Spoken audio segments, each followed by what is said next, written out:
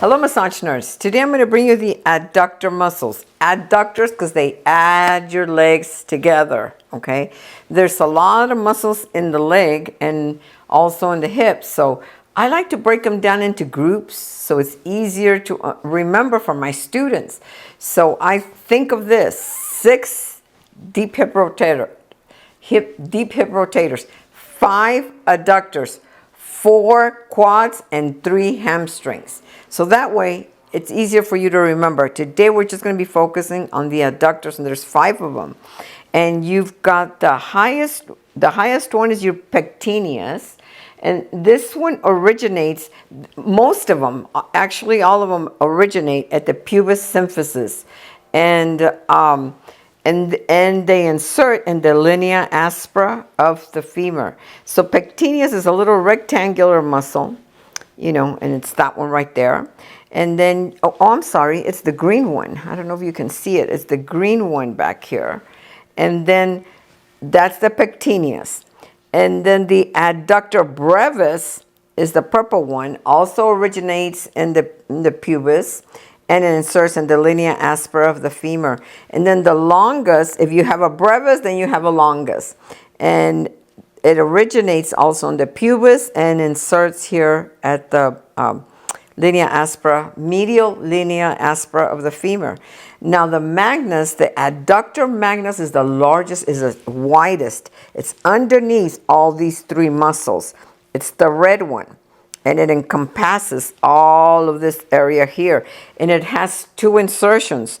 One at the adductor tubercle of the, one on the linea aspera and one on the adductor tubercle of the femur. So it's above the knee.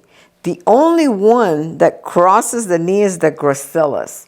The gracilis also originates in the pubis, and it comes all the way down and crosses the knee and inserts right here at the pes anserinus. Pes anserinus is the duck foot, which has 3 muscles insert here. The gracilis, which is an adductor, the semimembranosus, which is a hamstring, and also the sartorius, which is the longest muscle in the body. So you've got 3 muscles that insert right here. So when you are working origins and insertions, be very careful. Do not dig. You know, this is a sensitive, very sensitive area. So you don't want to dig with your fingers. You know, I'm going to show you right now what to do. You don't want to fatigue the muscles. And you've got to keep a couple of things in mind. One, the femoral artery is very close here to the groin. You've got the femoral artery, femoral vein. So if you feel a pulse, stay off of it. You do not work near a pulse area because that's an artery. You can move, you know, superior, you know, inferior, you know, lateral or medial, but just stay off any arteries. Common injuries for someone that has adductor problems is usually soccer players, you know, because they're doing lateral hip rotation and kicking the ball like this, so it really affects the adductors.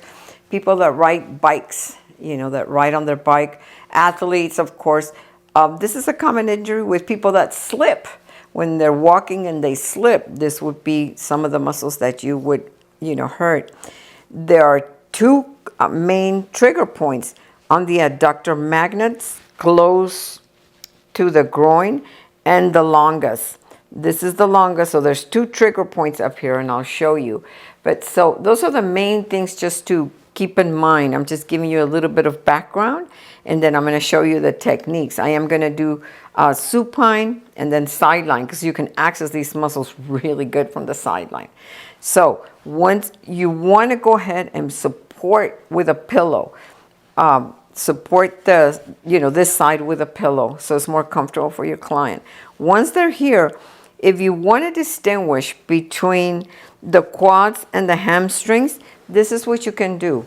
You put their leg out, you get right here, straight, relax your leg, right here on your hip, and you have them push against your leg, like against your hip, push with your leg. And that way, okay, I can feel her quads and the vastus medialis And then back here, squeeze again, like flex a little bit, flex, flex, flex. I can feel her hamstrings right here flexing because the hamstrings are for flexing.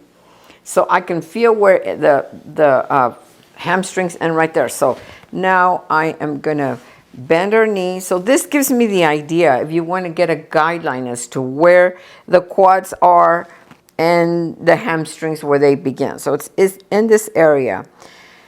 This is a very sensitive area. So one thing that I like to do is put the sheet through here, and then you can have your client hold the sheet here so that they can feel comfortable, you know, that you're not going to be exposing anything and they have control over it.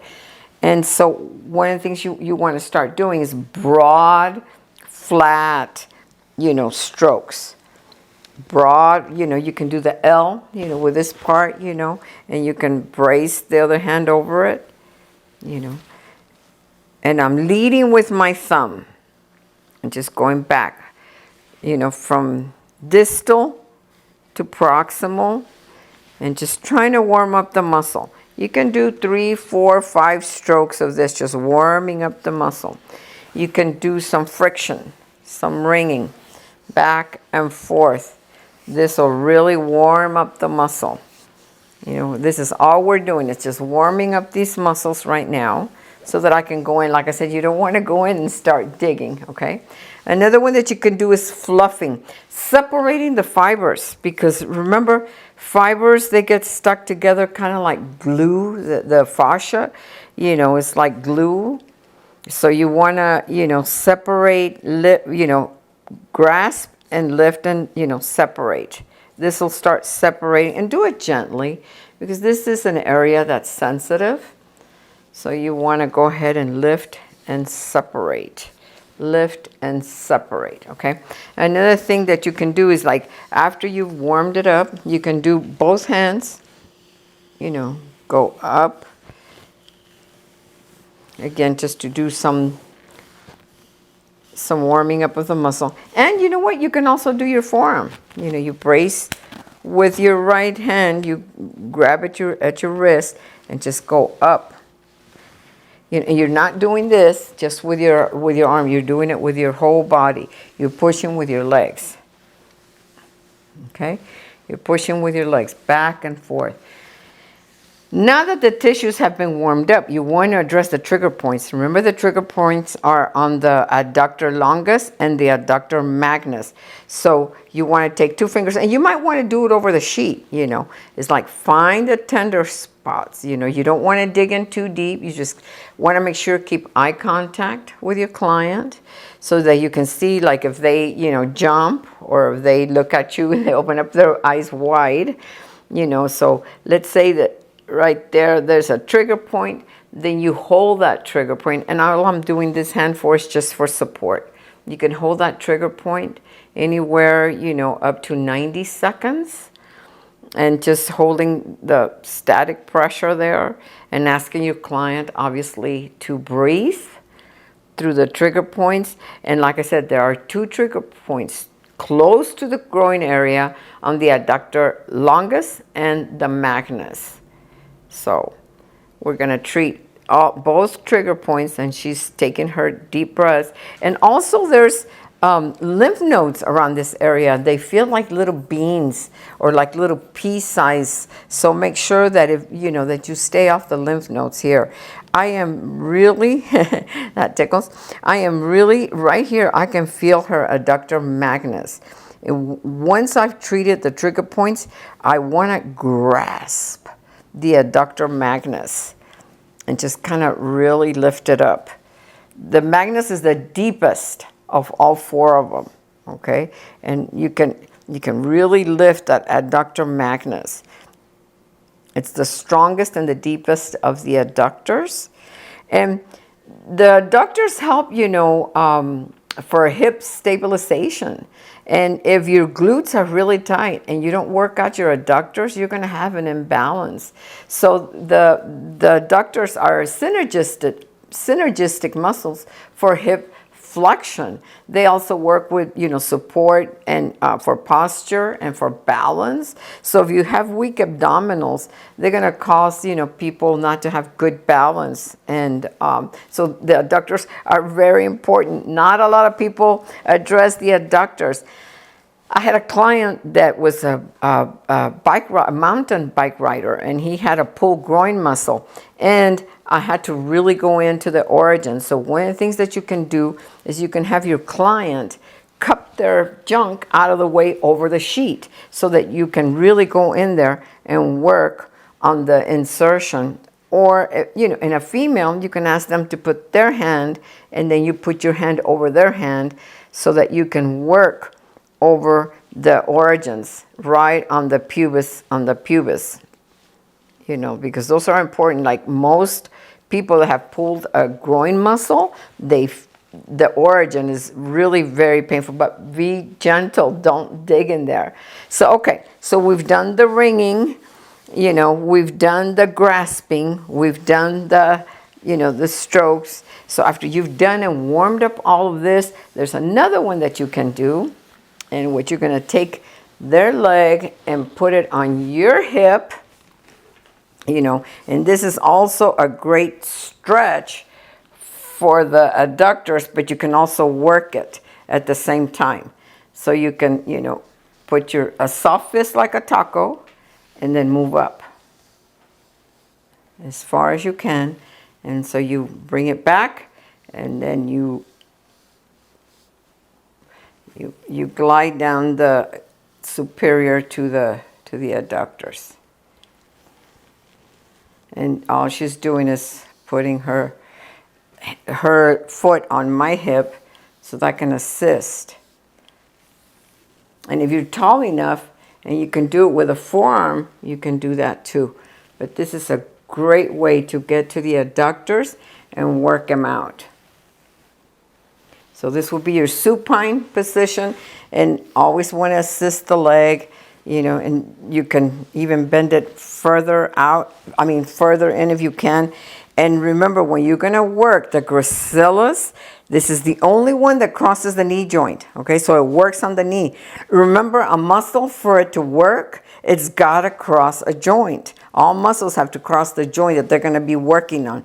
So the gracilis is long, and it inserts right here, and you can just do even some friction. I'm sorry for the sake of the camera. You can do some friction right here at the insertion of the gracilis, and also the sartorius and the semitendinous is attached right here, okay? So be gentle with this area, and don't forget the adductor tubercle on the femur. That's also the insertion of the adductor magnus. So, and remember, at the end, you want to go back and do some gliding strokes just to kind of help your client relax. This is another one that you can do. All I'm doing is grasping my fingers like this and lifting up. And this is also another really good way to lift and grasp. If somebody has a large, adductor magnus and it's strong, this is another way that you can grasp and lift.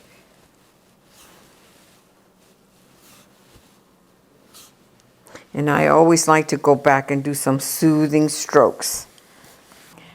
Okay, so now you're contralateral on the table. I'm on the opposite side of the table, and this is another way that you can get to the adductors too. You can do some of the grasping this way.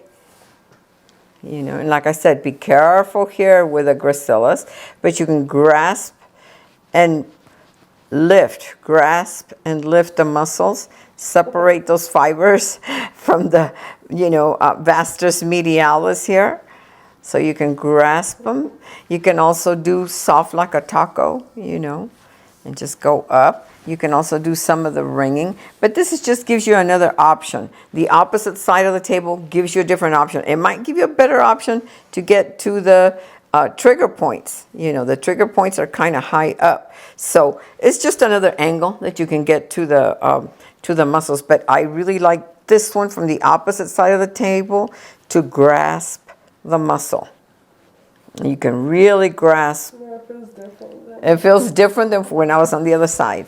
So anyway, just make sure that you do some long strokes and some nerve ending strokes when you're done.